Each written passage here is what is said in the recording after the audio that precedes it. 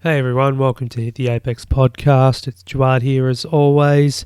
Thank you for tuning in this week. And yeah, I'm back. Took a little bit of a break. Well, not really, it was just a week off. And guess what? There's plenty to talk about this time too. So we'll get straight to it. Just seeing how everyone is as well. Hope everyone's doing okay all over the world, wherever you are.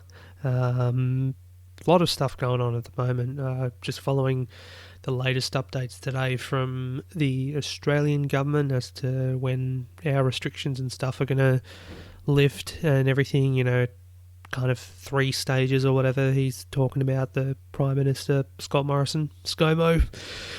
So, yeah, we're going to have to keep an eager eye on that, Been itching to get out and do some exciting stuff, go take some photos in some interesting places around the country, road trip even, or even just to be able to hang out with people. So, that would be great. I went back to work actually this week, doing 3 days a week of online or listing stuff online to sell. So, the shop itself at the moment is still closed, but it's nice to be able to just go back into the shop and, do some work. 2 weeks where I was actually not working flew really quick. So, I'm sure other people who have been in lockdown or in isolation for much longer won't say the same thing, but hey, I can't sit still for very long, so I've got to keep moving and, adapting to the environment around us at the moment. So we're doing online sales, which is good. So, yeah, that's that. As far as the racing is concerned, got a lot that has come out over the last couple of weeks, of course. Last week we heard from F1 boss Chase Carey about when can we possibly see F1 back on, and the date of July the 5th has been targeted. So it's nothing is set in stone, of course, yet, but they're hoping to start the season in Austria on the 5th of July and hoping to have a 15 to 18 race season through to December. So the way they outline this, of course, is they've geographically blocked the calendar. So what that means is they've just grouped all the races, based on continent, and they're going to move from continent to continent rather than, going, let's go to Canada this weekend and then go to Monaco, back to Monaco, or wherever they go after Canada. Gee, that's awful. I can't even remember. No, it's French Grand Prix, yeah. Geez, this no racing thing has thrown my sense of time and, day out. It was supposed to be the Dutch Grand Prix last weekend, someone told me. I'm like, wow.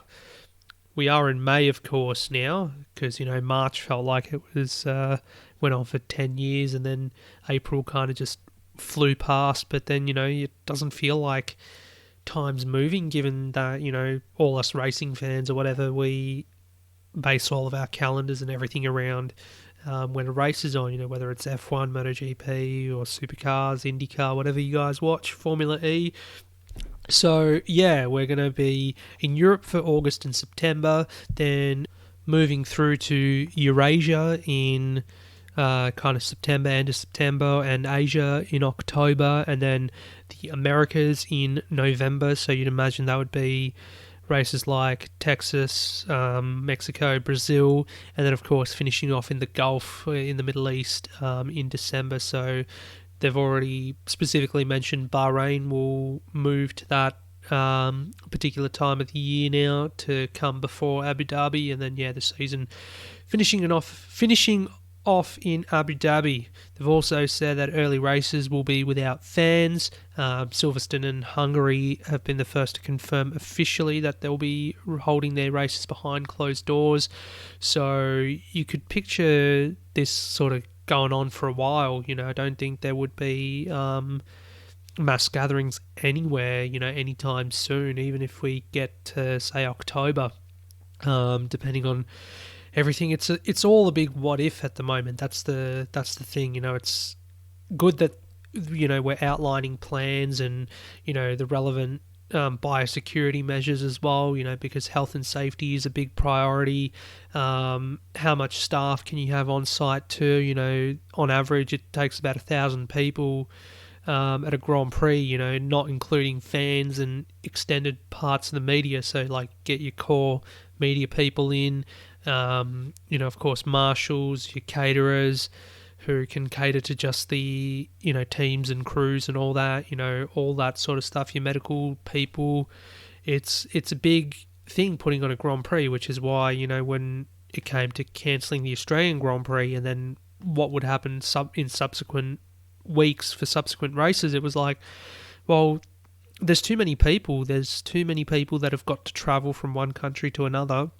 It's going to be impossible for a case not to pop up, a positive case. And in the case of the Australian Grand Prix, it did. Unfortunately, we all know how that went and panned out. But I guess what they're thinking about now is what pretty much any other sporting code that's looking to get back into business soon is, and that's the idea of biosphere. So that's the words that Ross Brawn has used, basically keeping everyone together, making sure there's not much, travel or separate travel involved. You basically go to the race. If you've got back-to-back races on, which there should be quite a few back-to-back weekends, you go straight from one venue to the other, and stay in and around that venue. And places like Silverstone in Austria, they've got airports pretty much next door as well, so there won't be a lot of transiting through other cities and everything. So that's, I guess, what they mean by biosphere, but also getting people in and tested for the event as well, tested for the virus as soon as they enter the paddock. They've talked about testing every 2 days for all the personnel in the paddock, which is probably the best way you can stay on top of that thing. But I kind of agree with Zach Brown, his comments, the McLaren CEO, saying, even though we're ready to start, we're probably bound to hit a glitch as well. And I think this kind of speaks for everybody at the moment, not just F1. Anywhere you look, there's probably going to be glitches, but at the same time, we're at a point now globally and economically too, and this is something I'm going to have a little spiel about later in a bit more detail, is where there's got to be alternatives found, and also got to start getting the wheels rolling again from an economic point of view because of the great financial loss all over the world. And this doesn't just affect, the power brokers and such. You think about the little people, or, not really little people, but people like you or me who, rely on, an income, going to work to be able to support ourselves, put a roof over our head and stuff like that. And team members for a Formula One team are no different. For example, your engineers, your media people, anyone basically, and we've heard so much about how many people have been furloughed or laid off or whatever, made put on leave without pay, stuff like that, all because, their particular team or their organisation cannot go on without any kind of income and then continue to pay their staff. So this is where a return to work or return to action plan is needed, and for Formula One's no different, like any other industry. So if all those boxes can be ticked, having the relevant biosecurity measures in place, making the health and safety of everyone involved a priority, then you could see them getting back into action, and obviously behind closed doors too. Zach Brown reckons that 14 or 15 races is ideal. 18 races has been set as the limit by Chase Carey. We have a look at the races that currently are postponed or announced as postponed, and that was a Spanish, Dutch, Chinese, Canadian and Vietnam Grand Prix that have already passed but have been announced as postponed. All the other ones that I haven't mentioned that have already gone, in terms of, just like, Australia, Monaco and all that, they've been cancelled completely. So we won't see them on the calendar. We won't see Monaco on the calendar for the first time since forever, basically. So, and also we've had a number of circuits or not really confirmed a number of circuits, but there are circuits who are not on the calendar or haven't been on the calendar considering to put their arms up to host, and Chase Carey as well said that he's considering venues like that. So some names have been mentioned, like Hockenheim in Germany, and even Portimao, the Algarve circuit in Portugal too, which would be interesting if we go there. And I know before things really started to get bad, there was talk about Imola potentially replacing the Chinese Grand Prix as well. So I guess you're not going to have a shortage of circuits, but it all just depends on what's happening, what the global situation is.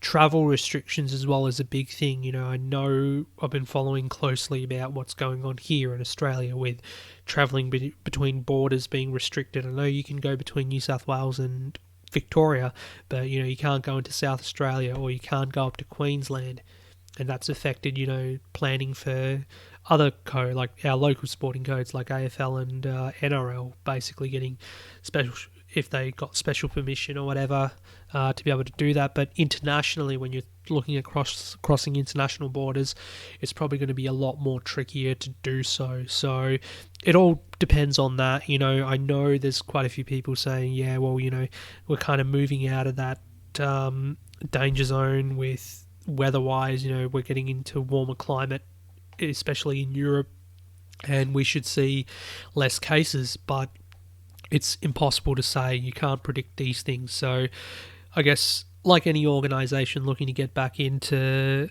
work or to get back into playing or to racing, they're going to be monitoring this 24/7 and basically trying to make sure that they can give the guarantee that everyone's going to be safe and then get back to it. So, because as Zach Brown says, imagine we do a race in Austria, we do race in Silverstone the next weekend, and then we get a positive case on somebody in the paddock, and then it all basically has to shut down. So there's still things that can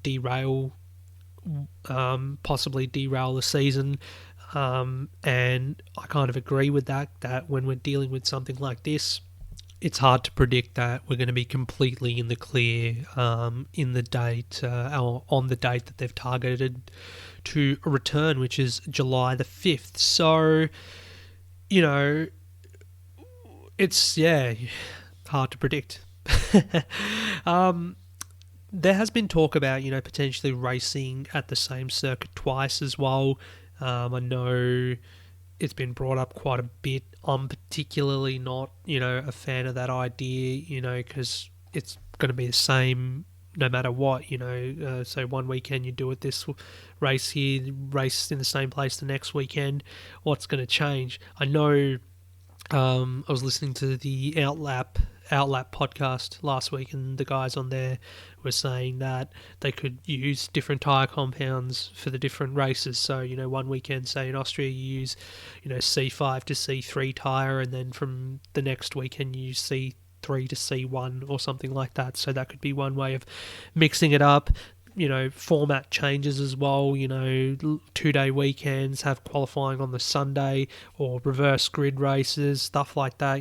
Reverse grid I've totally been against for F1. It's just not, it just seems more gimmicky, and it's just going to cause more trouble, if anything, and financially too. Like if, you write off a car or whatever, I mean, given the current situation where everyone is struggling money-wise, it's probably not the best thing. They probably don't want to damage the cars, even though some drivers have talked about the fact that there's going to be less races this year. It's going to make drivers a lot more desperate with moves to try and secure points, or if they're battling for the championship and stuff like that.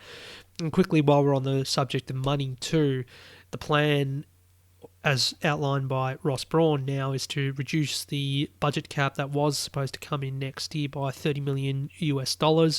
So it was 175 US million, and they're going to look at implementing a performance cost cap of 145 million US as of next year. Not everyone obviously is happy about this, chiefly Ferrari, but given the fact that it's only capped to performance, could only be good for the competition, but also in this unforeseen situation where everyone is losing money. We're in like going to hit a recession or depression, whatever, as far as the economy is concerned. It's the perfect opportunity for everyone to open their eyes and look at how they can run their businesses different. Obviously use the example of us with the shop. We're doing online stuff now, where previously we weren't. So trying to diversify and sell stock online, because it means, we don't have to open the doors, but we're still making it. We still have some kind of revenue coming through because people are able to buy the stuff online, have it posted to them. Whereas for someone like F1, the fact that we're losing all this money should mean that they look at ways of scaling back their costs. So while the cost cap that's going to be introduced is only for performance stuff to try and limit the big budgets that the big teams use, they should look at this, or take this opportunity to look at other areas that they could save on, like, as Ross Brawn says, the gin palaces, the motorhomes that they use in the European races that take like 2 or 3 trucks per team, like, your B double big transporter trucks to cart around. Try and scale back on those if they're not necessary. Ways to basically save and look at greater sustainability. And obviously F1, when it's planned to go carbon neutral by 2030, is that going to be affected by this pandemic as well? That's another thing we've got to look at, but it's the perfect opportunity to begin scaling back. And a lot of people are worried too that, talking about how this will change F1 forever. If teams have no money, well, they're going to have to look at, especially the smaller teams, are they going to have to look at switching to customer cars or whatever? Or are they going to talk about control chassis altogether? Jean Todt saying, F1 will no longer be the same after this and stuff like that. It's got a lot of people worried, but ultimately there are other ways to innovate and the other ways to show that you're the pinnacle of open wheel racing. What those other ways are, I can't think of off the top of my head at the moment. Maybe I'll put together a list for next time or something. But, we've got this fascinating product, which is the hybrid turbo power unit, talking about control components, for the 2022 regulations now, the 21 regulations obviously being pushed back a year, stuff like that. But there's other areas I'm sure that they can exploit in this time to be able to make their product a lot more sustainable, but also try and cut those costs where they can, and hopefully this doesn't mean like unemployment, but ways in which they do things. So the motorhomes as well, and unnecessary spending on, let's say, a wheel nut. They go out and spend $1 million on a wheel nut. So that's basically where that is for F1. And, we might not yet get a whole season in, or we might not even go racing in July. Who knows? It all just depends on what is happening globally. If everyone's basically upholding all the distancing regulations, whichever country you're in, the number of cases goes down. I doubt we're going to get a vaccine anytime soon. But just following your local health guidelines and stuff like that, because I'm sure even from a competitive point of view, the drivers and the teams will be itching to get back out there and do what they love doing. But then more importantly, from a financial point of view as well, they need to go racing if they are to survive, or the brand or the sport is to survive financially beyond this year. Because some teams even might be in dire straits. I mean, there was that story about Williams who have had to sell off a few of their heritage cars, or give them to a bank to hold on as collateral for a loan to basically keep their business afloat. So a legendary team like Williams, that's really distressing when you hear things like that. So that's pretty much it for the F1 stuff. Basically haven't been paying attention to the esports or the E-League or whatever it is, the F1 one. I've been watching, clips of guys like Charles Leclerc, George Russell, Alex Albon up to their usual mischief. I mean, you would have seen a couple of weeks ago Leclerc dressed as a banana, probably the funniest thing ever, because, when someone puts the tag on, it's like, this is Charles Leclerc, Ferrari Formula One driver, and he's got a banana costume on. I mean, who you would have liked to have seen someone like Alan Prost or Michael Schumacher back in the day were doing that. So silly. And then Alex Albon the other day on this Twitch stream constantly being pestered by George Russell and basically just yelling, George, George. And of course, Lando Norris too with his antics as well. Bit of a controversy actually with Lando. I haven't actually watched it or paid much attention to it because it really got fiery. So Lando did another IndyCar race, and it was the Indy 175, I think. It was done at the Indianapolis Motor Speedway, the IndyCar E-Series, and on the final lap, there was a big crash between Simon Pagenaud, the winner last year, the Indy 500, and Lando Norris, and there was a big controversy between the two. I don't know the specifics, but basically both of them hurling a lot of abuse at each other, and big debate online about whether esports should be taken seriously, or is this just a game and stuff like that. One of the arguments was that given the fact that sponsors and stuff are involved and this is being broadcast in a professional manner, you've got to uphold that professional aspect of it. But a lot of people clearly divided on this one. So yeah, as I said, I haven't watched it. I didn't watch that race this time. All I know is that Scott McLaughlin did a Stephen Bradbury.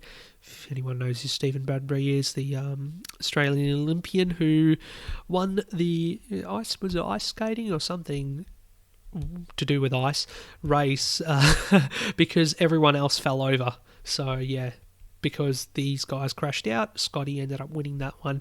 And in fact, Scotty did a Bradbury twice in the week, because in the Supercars E-Series at Spa, Shane Van Gisbergen got stripped of his win in the first race because he turned around Anton De Pasquale, or there was a bit of contact there, and behind him there was like Cameron Waters, Lando Norris or whatever, and McLaughlin just comes out of nowhere and wins it. So because they stripped the win from Van Gisbergen a day later, Scotty ended up doing a Bradbury twice during the week. So good on him, still leads the championship there.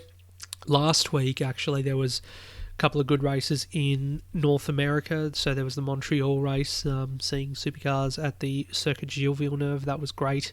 Carnage. There was nothing short of carnage there. Saw Joey Logano, the Penske NASCAR champion, in the wars, got bogged down on the start and basically rotated on the grid, and basically all the cars jammed up there at turn 2 or turn 3, so that was fun.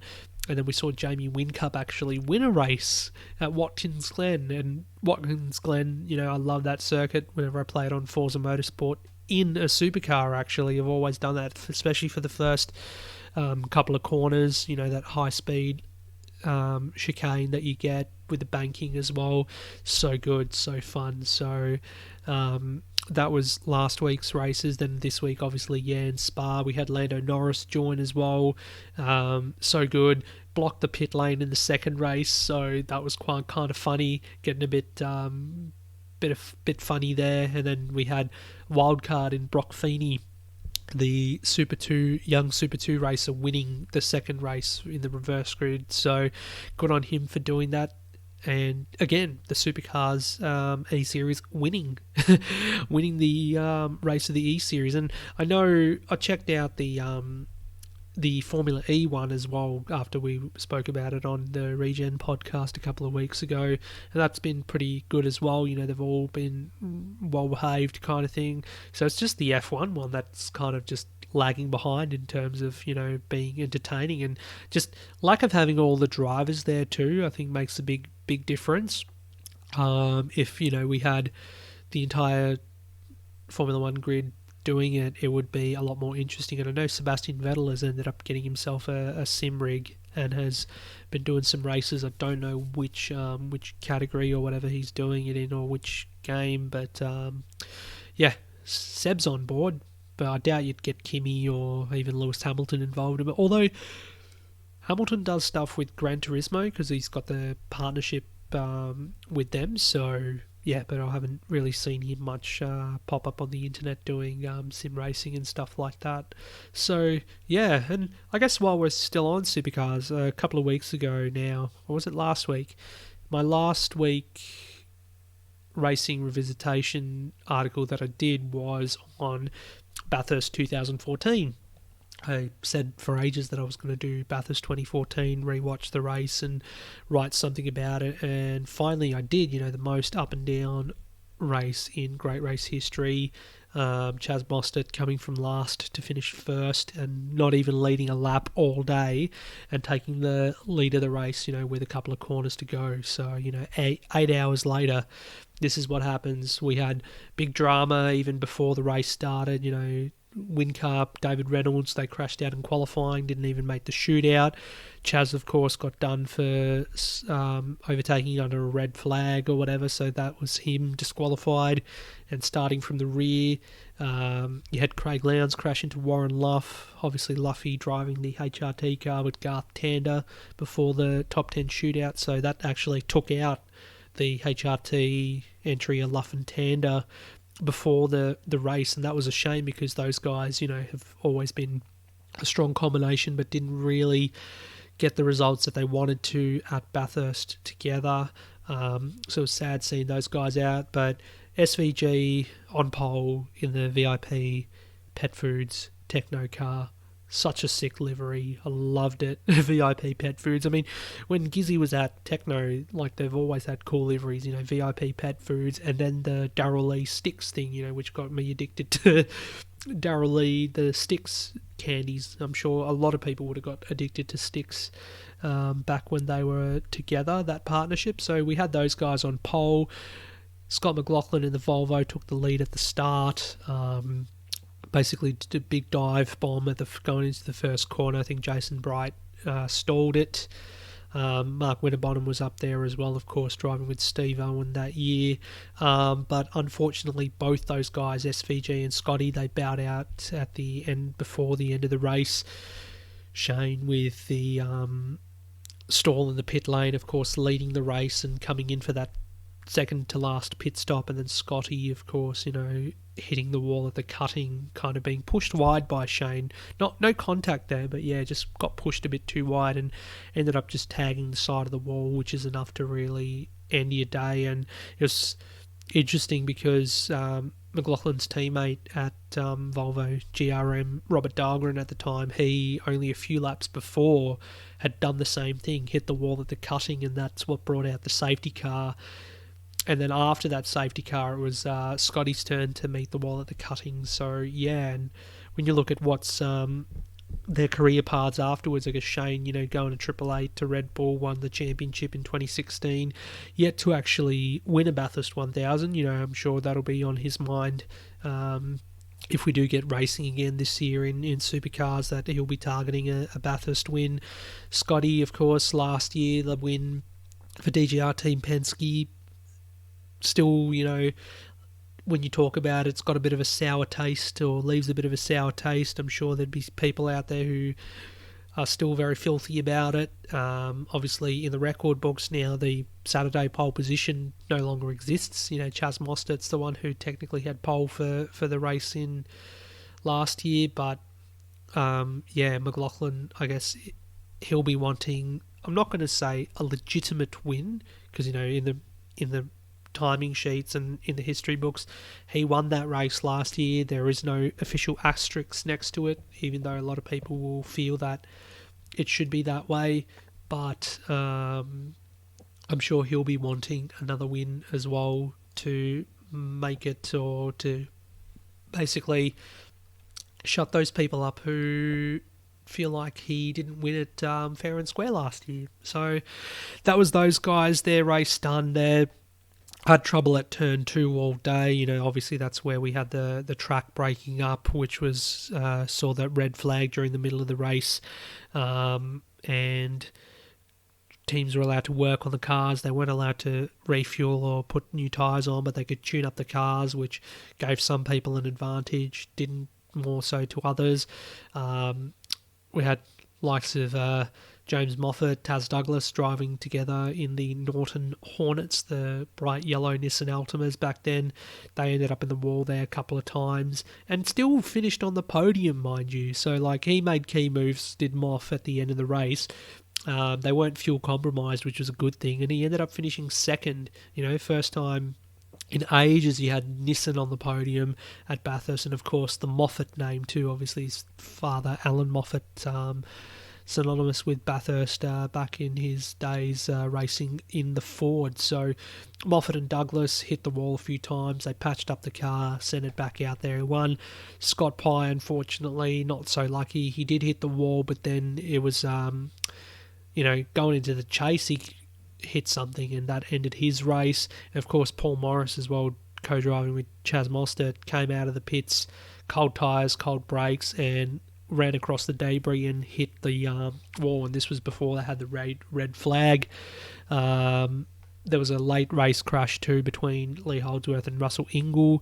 That was a bit weird because don't know what Russell was trying to do. He went bold into turn 2, into Griffin's Bend, and to try and pass, I think it was Todd Kelly or Rick Kelly. They were both racing the Jack Daniels cars back then, so hard to tell. I forgot the number of the car he was trying to pass. I think it might have been Todd Kelly trying to go down the inside, but he didn't know that on the outside of Kelly there was Lee Holdsworth in the Erebus Mercedes. So Russell goes in bold, he goes down the inside, locks up, and then basically Holdsworth arrives on the spot, and they both touch, or it wasn't touched, it was more like a big hit between the two, and put Holdsworth on his roof. Now, thankfully, Holdsworth was okay, but Russell, did he care much? Didn't seem like it. He kind of just did a U-turn and rejoined the race while Holdsworth was sitting upside down. He got out of the car, thankfully, because his mate Michael Caruso got out and gave him a hand. But, that was an unfortunate one for those guys, and Erebus did seem pretty good in that race because we had Will Davison finish in the top 5, I think, but he was fuel limited at the end of the race. Greg Murphy too, he was solid in the opening stints for the co-drivers, and it was a bit of a shame to see that they had a throttle sensor issue that took them out of contention on the restart. They had to spend a bit of time in the garage to get the car fixed and everything, so he had one of the better stints, I think, that year, because I remember 2013, he actually crashed the car at the top of the mountain, and we're like, oh, Murph, what are you doing? So I guess all that pressure would have meant that he put in a good performance, and obviously Murphy, a 4-time champion around the mountain, so he's no slouch. And heading into the final stints, you had tyres and fuel for Mostert and Lowndes. They both were fine until the end of the race, though Jamie Whincup and Frosty, Mark Winterbottom, they were fuel limited. And they were kind of running 2 and 2. And then we had Lowndes turn around Winterbottom, so that basically took those guys out of contention. Winterbottom, of course, dropping to the bottom part of the top 10, and then Lowndes being hit with a drive-through penalty. And then we basically know what happened between Mostert and Whincup on the final lap, and the calls for Whincup to preserve fuel, but didn't listen. Good podium though. Mostert, Morris obviously 20 years trying to win this race, finally does. Mostert, second attempt to win it. Moffat and Douglas on the podium too for Nissan, and then of course Nick Percat, second ever Bathurst podium, and racing with Oliver Gavin, the highly esteemed sports car racer. He's won races abroad, contested Le Mans, still is in with Corvette racing as well. So it was a solid podium, and just one of those epic races. You were up all day basically trying to see what was going on. You had the break in the middle too, so the race obviously ran over time. And then, that outcome in the end was pretty outstanding. And luckily, I remember that day actually because, you hear me complain on the podcast whenever we get to October, and I'm like, well, we've got the Bathurst 1000 on, but then the Japanese Grand Prix always clashes with it on the same day. In 2014, that was the first Russian Grand Prix that they had, and it was on the same weekend as Bathurst, so there was no clash with Japan's. And obviously Russia on a bit later in the evening, so you watch Bathurst, and then around 10 o'clock you have the Russian Grand Prix on. So if only it was like that moving on, or when things get back to normal, we have a normal calendar next year. It'd be nice to have the Russian Grand Prix or no Grand Prix on that weekend, as a matter of fact, so you can enjoy Bathurst for what it is. Right, so let's hit the globe, have a look at what's going on elsewhere at the moment, other codes that I like to keep an eye on, or other racing categories I like to keep an eye on. Formula E, talking about potentially looking away from street circuits to finish the season. Of course, their product centres around, being able to race or take their sustainable product into these bustling city centres, but, given the current distancing guidelines and restrictions and stuff, it's probably going to be impossible to set up in a city centre and race. So whether they look to finishing off their season at a permanent circuit, I guess they could, if things in Germany were okay, they could do it at the airport that they race at always at. Is it Berlin E-Prix? Do a couple of races there or something, because that seems a bit removed from everything. It's not exactly in a city centre, so those guys have got to figure out how to finish off their season. Like, it'd be funny given the fact that before they stopped racing, I was like, ooh, is it too early to predict that Da Costa will win the championship? And if this ends up happening as a result of this, then that might be the most flukiest prediction I've ever made. And he was in good form too, Da Costa, this season so far. He's really ruffled the feathers of his teammate Jean-Eric Vergne, of course, who's the reigning two-time champion. Techeetah still looks really fast. They've got some good opposition too from the BMW guys and Jaguar with Mitch Evans.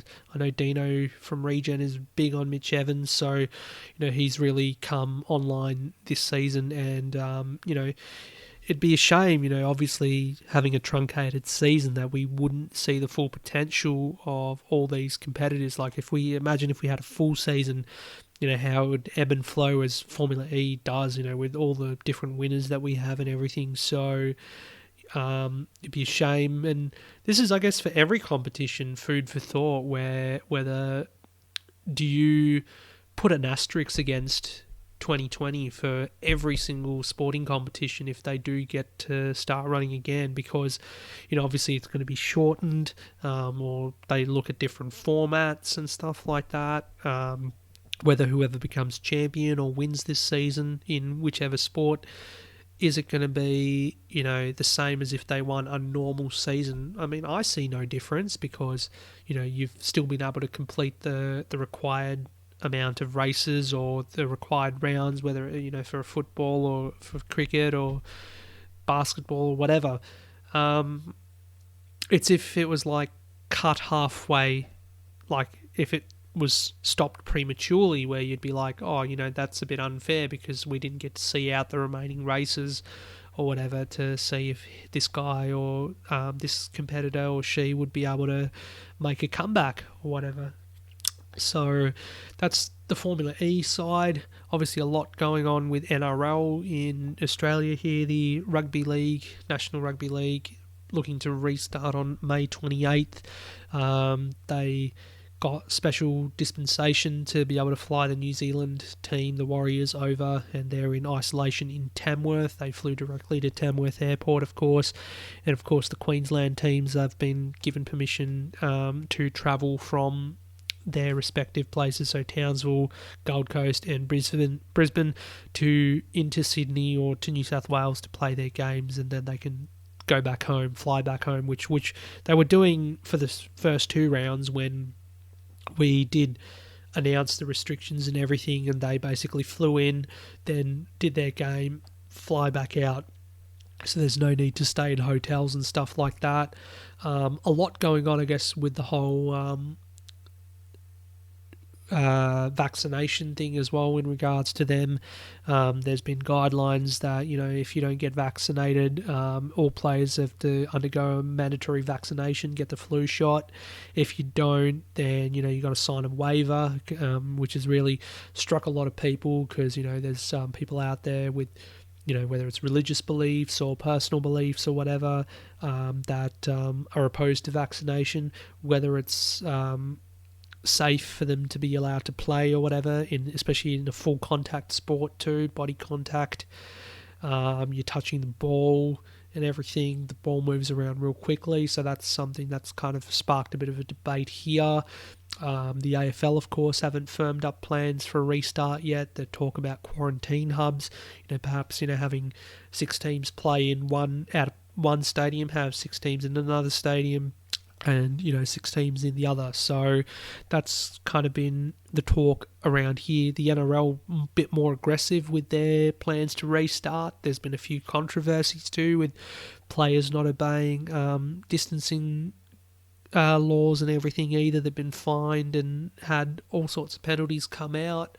But yeah, at the end of the day, if they want the competition to restart, then they've got to follow these guidelines and make sure everything's been done in a safe manner. As I said before, with F1 trying to make a comeback, it's going to have to be, they've got to tick all these boxes before it can be said, yep, it's right to play.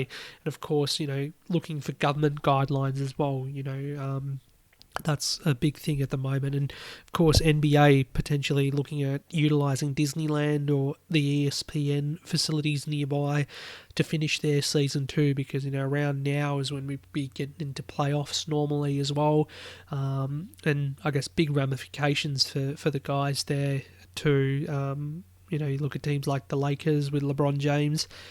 They're in the playoff window or championship window this year. Other teams too. The Bucks with the Giannis. So a lot kind of depends on whether they get to start or not. But again, it's all elementary. It's all elementary if, it's not safe enough to do so. And I can't stress that enough more, because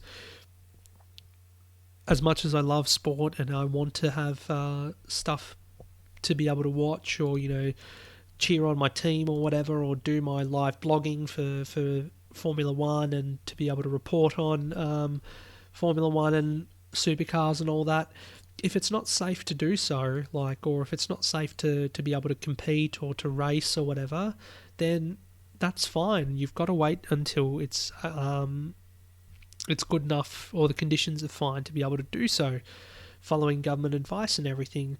But where I'm getting kind of frustrated at the moment is complaints from people on social media and stuff like that about, there's too much sports news. Like, who gives a rat's about the footy? Why are they talking about the footy on the news all the time? Well, number one, don't watch the news then. You can select whatever news source you want to follow, and I'm sure not all of them talk about sport. But also, it's important because even though it's sport, it's competition, blah, blah, blah. Sport, like anything, or elite sport in particular, is a business. There's organisations involved, and like any business, they have a profound effect on the economy. And at the moment where, the economy's struggling, a lot of people are unemployed or on the verge of unemployment or not being paid, leave without pay and whatnot, the competition being able to restart is very, very important. It's important for them to start generating revenue, because for things like footy, AFL or NRL, a lot of their income and revenue depends on broadcast. And the broadcasters are, because they have nothing to show at the moment, they're not paying anything. And of course, forget about, going to the actual ground or the venue, like fans going there to watch the game, ticket sales and all that. So, this year they're going to rely solely on broadcast money to be able to generate revenue, to make sure that all their staff are paid too, because it's not all just the players and whatnot or the coaches and stuff like that make this thing happen. Think of all the staff behind the scenes, the administrators, the people who clean the facilities, like cleaners, caterers. There's so much involved in it, and then I just find it completely ignorant for people who, let's just say, people who don't like sport, who think it's, they're too smart for things like football or whatever, to say, it's, I've had enough of seeing the news. It's like, well, without it, because it's one of those things that generate such a big revenue that it can help the economy. It can create jobs. So for all the people who are sitting at home at the moment without work, maybe some of those people are the ones who get all high and mighty about sports news and saying, I've had enough of seeing them talk about the footy and when the footy's coming back and the footy. You might end up getting a job in something to do with footy, whether it is, cleaning the facilities or, marketing stuff or administrative stuff or whatever, all that sort of stuff. So this is why elite sport, like any organisation in the world, say the organisation I work for, or, whoever's sitting in an office or whatever, all your supermarkets and stuff, it's important to start, if it's safe enough to do so, to be able to start up again so that revenue can generate and we can start to get back to normal. Normal might not come for a few years. The economy might not recover for a few years, but at least, we're not at a complete standstill. We can at least start moving, get the pieces moving, make sure that, people are looked after, because my biggest concern is, obviously people's mental health at this moment, but also the people who are unable to support themselves and their families, who, they rely on welfare or whatever, but the welfare payments aren't coming through because you've got to wait in a queue for so long, or you're in a backlog of people that are yet to be approved and all that. That's where, this is really going to hit home, and people affected by this is where other people's ignorance about, because, just tune out of it. Tune out of it. Don't go and start complaining about it. Just tune out of it. Watch, ABC Kids or something, watch the Teletubbies and get high, whatever. That's the frustrating part. The thing that can help everyone recover, and then all the people who do like sport, they're going to feel so much better because, to be able to watch their teams play or watch their favourite drivers or riders be able to race on track or whatever, they'll be able to celebrate that and feel good, and then you've got some people being grumpy and, being disillusioned or whatever. If you want to be like that, go for it, but keep it to yourself and don't try and spread that toxicity around, because that's not only going to make it worse for other people, you're actually taking away from the thing that's potentially going to be the solution to what we're going through, and from from an economical point of view, and also, if you were presented with the opportunity to have a job, like you're unemployed, here's a job, apply for it, you might get the job, and just because you don't want to or you can't be bothered, well, great, thank you for your assistance, thank you for trying to help all the people out there who are struggling, because you just want to be an ignorant loser and just sit there and do nothing. Anyway, that's rant over. But for the most part, a lot of people out there are doing the right thing. They are being supportive of one another and trying to make a difference where they can, whether it's just, being able to talk to someone and make sure they're okay, or, assist these organisations and other industries in trying to be able to restart everything, because we are at a bit of a standstill. And, things like sport or whatever, or entertainment, whether it's the music industry, when these things start coming back, when the revenue starts coming in for them, they're going to just keep coming, and it's going to make everyone happy, be able to listen to music or live music again, be able to see your team play, on the TV. I mean, forget about potentially going to a ground and watching anyone just yet, but, just to be able to watch them on TV will be a big deal and a big difference to a lot of people who are doing it tough at the moment. So let's just ignore all the ignorant pigs out there who just want to be all righteous and high and mighty about themselves. Unlike Joe Exotic, who, he didn't recover financially from whatever it is that happened. I'm going to watch that finally, hopefully this weekend, Tiger King. It just looks hilarious, and a lot of people have told me to get onto it. Been too busy watching The Last Dance. That's fascinating. I mentioned that last time I was on, so get onto that if you're bored, not doing much. It's a really fascinating documentary series, The Last Dance, and I finally got into Westworld as well. So that's been pretty good so far. But yeah, we all want to recover. We all want to recover together and try and get back to normality as much as we can. And the best way we can do that is by, as I keep saying, being positive and trying to go with what other people, with what the government is doing to try and, generate and stimulate the economy and everything. There's jobs out there that they've put, if you feel like you can make a difference, go and apply, do the work at Woolworths or Coles or whatever supermarket if that's all it takes. And yeah, hopefully we can sort of get back to normality soon. So yeah, I don't know. What's your thoughts? You can get in touch on Twitter at Hit the Apex Media. Other than that, I think it's time for the weekend to begin, and got to read the news first, see what these what this outline 3-step plan is. I'm going to read more into that because obviously there's some photography work that needs to be done, and potentially going into state. So got to check to see if the borders are going to be opened anytime soon. But as long as it's safe, that's the thing. I'm not going to try and break the rules here. Anyway, guys, thanks for tuning in this week. I hope my rant wasn't too much for you or whatever, but it's how I feel at the moment about a lot of the commentary and what's going on, what's being talked about. So yeah, hopefully some better things next week. Thank you and have a good one.